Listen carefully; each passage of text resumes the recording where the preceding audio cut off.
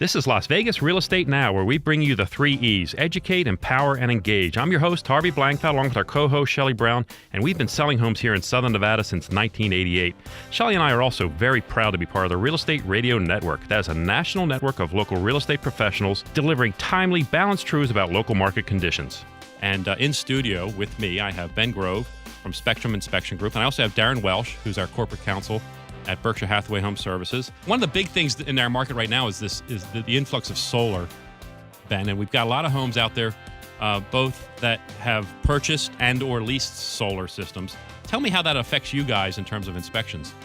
Well, when we have a buyer that's looking at a house that has solar, rooftop solar on it, we just want them to be aware of what the ownership or lease arrangement is. Right. And, the thing we talked about last year when out of nowhere the net metering rates changed. Right. And that was kind of in the game. And then people who were signed up with solar already or own solar systems already were left hanging in limbo a little bit. Well, I think the first thing everybody finally agreed on is that if you bought solar system or leased a solar system on your house, you should be grandfathered into the rates that you thought were in place at the time you bought the equipment. Right.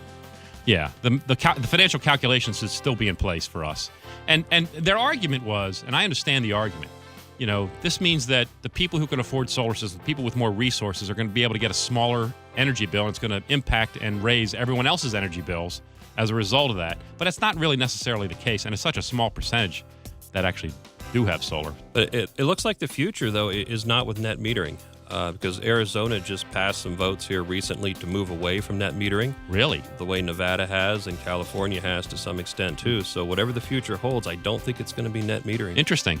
And you nailed it. There's really two worlds, because if you're putting in solar now, that's one thing. But if you're buying an existing home, the most important thing is to get your hands on a copy of the lease or the purchase agreement, because there's a couple of different ways it can go. They're leased for very long term, which runs with the land, or they've actually bought them directly from a solar provider, and they're in direct contract with Nevada Energy. So you're also talking about maybe people having on-site storage for their energy as well, right? I think that might be the future of rooftop solar for residential market. Maybe a system where you have on-site storage and you pay a connection fee to the utility company, but you're not actually sending power back into the system the way that you do with the net metering program. Interesting, yeah, because I know Tesla's developed batteries for home use and so forth. The other thing you guys wanted to announce for this coming year, which I think is really exciting, as an inspection company, you guys are going to start doing drone inspections. Yeah, we're rolling that out. In fact, this may be the official annount of that program, that we're going to roll out drone inspections for 2017. Yeah, we're excited about that, yes. And so with a drone, what advantages does that give you as an inspector? What can you be looking for?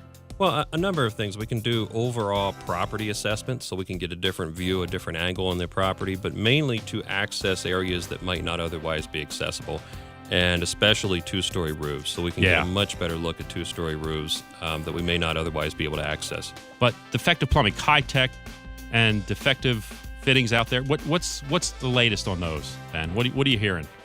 The latest is they're still out there. Okay. And we found Kitech and the other lesser-known brand, which is Rahal. We found both of those systems that are still in place and haven't been replumbed this year. But it's particularly relevant this year because the money for replumbs from the settlements is drying up now. Okay. So if you're a buyer and you're looking at a house and you happen to be looking at a house that still needs to be replumbed, you might be on your own as far as shouldering the cost of that. You've been listening to Las Vegas Real Estate Now with hosts Harvey Blankfeld and Shelley Brown. Please tune in every Saturday at 11 a.m. right here on News Talk 720 KDWN.